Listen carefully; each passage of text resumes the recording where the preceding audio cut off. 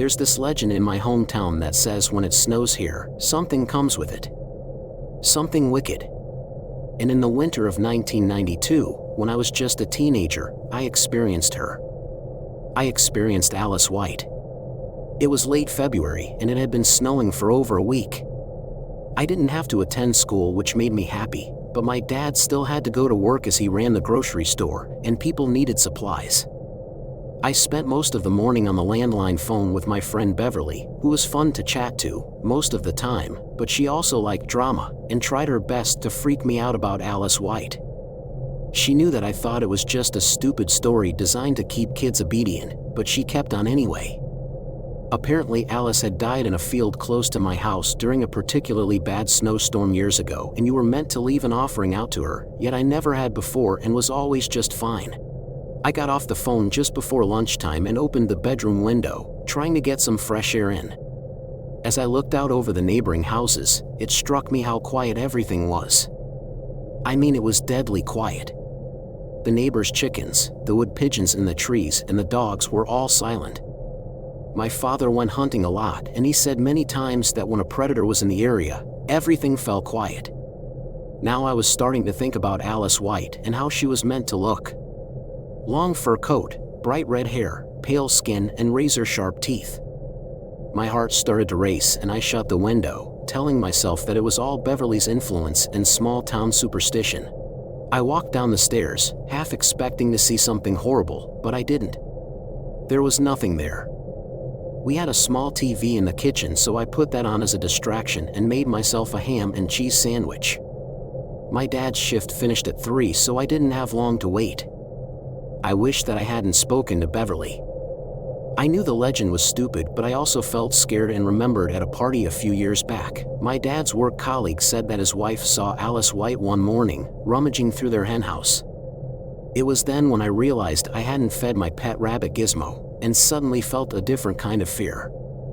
I loved that animal and he must have been starving. I usually fed him first thing in the morning, but had forgotten. I quickly grabbed a few carrots from the refrigerator before putting my shoes on and opened the back door to see that the hutch was empty.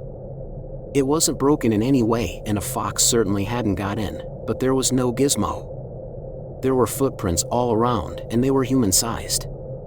I never saw Gizmo again, but a few weeks later, our neighbor mentioned to my dad that he saw a young woman with red hair on her property. She was peering in through the windows and holding something that looked like a dead animal. I met Maria when I was 26. Things started off so well, but then I discovered that other side of her, and it got scary very quickly. She was a friend of a friend, and we were introduced on a night out, hitting it off immediately. She was beautiful, had a great sense of humor, and we just had chemistry together. After quite a few bad dates previously with other women, this was very welcome. We went out every Tuesday and Friday night, mostly to a bar near me called Seabright's.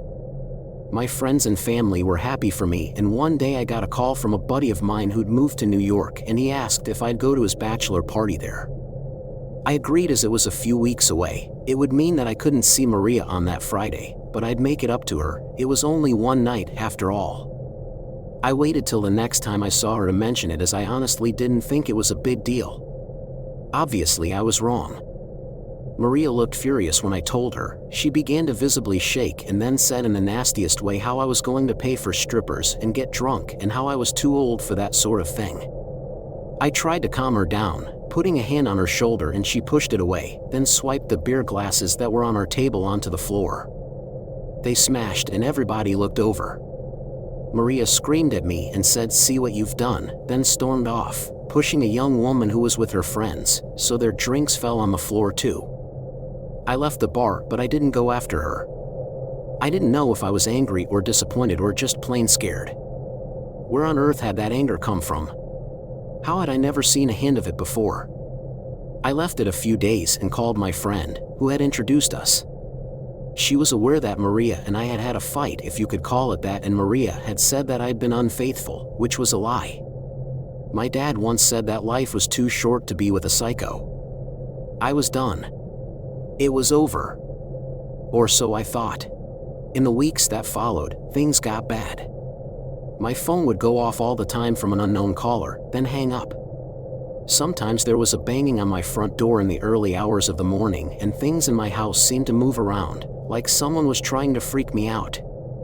The police said they didn't really have much to go on, which was disappointing.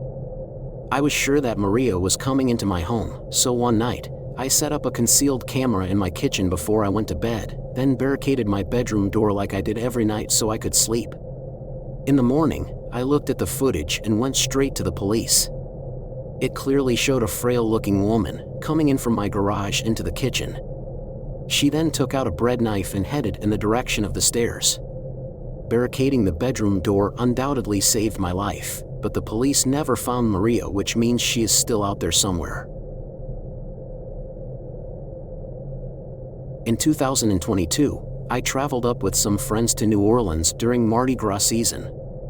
We all just wanted to have a good time as we hadn't been together for a while, plus I could legally drink now, having turned 21 only a few weeks before.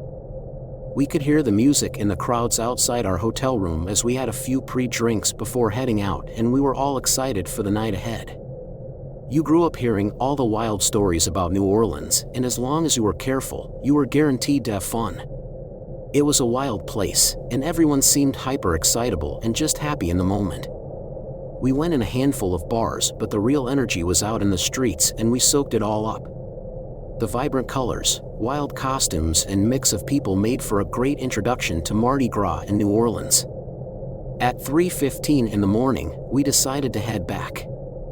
I really needed to pee and found an alley. We were close to the hotel, and I said I'd meet the others back there. Just as I'd finished doing my business, a car pulled into the mouth of the alley. My instinct was to duck down as I didn't know if it was the cops or not. The car doors opened and I heard a loud but muffled whimpering. I knew then that this was bad. I could hear heavy footsteps, accompanied by a language that I wasn't familiar with. The alley was dark and I managed to hide behind a bin as I caught a glimpse of what was going on. There was a man wearing a vest, who was kneeling down on the ground, and two guys, dressed in black, standing either side of him.